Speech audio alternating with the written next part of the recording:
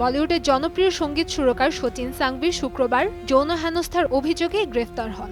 ২০ বছর বয়সী এক তরুণীকে বিয়ের প্রতিশ্রুতি দিয়ে একাধিকবার শারীরিক হেনস্থা করার দায়ে আটক করা হয় সচিনকে।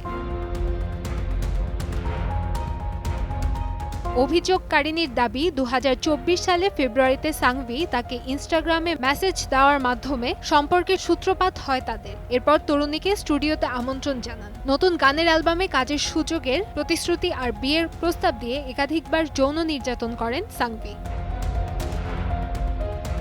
শিল্পীর আইনজীবী জানিয়েছেন, অভিযোগটি পুরোপুরি ভিত্তিহীন এবং প্রমাণহীন। অবৈধভাবে পুলিশ দ্বারা গ্রেফতার করা হয়েছিল সচিনকে, আবার সঙ্গে সঙ্গে জামিনে মুক্তি দেওয়া হয়েছে তাকে। যদিও এখনও সচিন নিজে কোনো বক্তব্য দেননি, ডিঅ্যাক্টিভেট করে রেখেছেন ইনস্টাগ্রাম অ্যাকাউন্টও।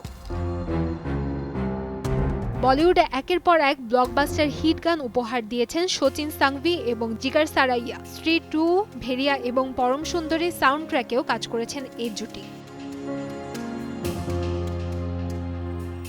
কান্তাময়ী স্নেহা, সময় সংবাদ, ঢাকা।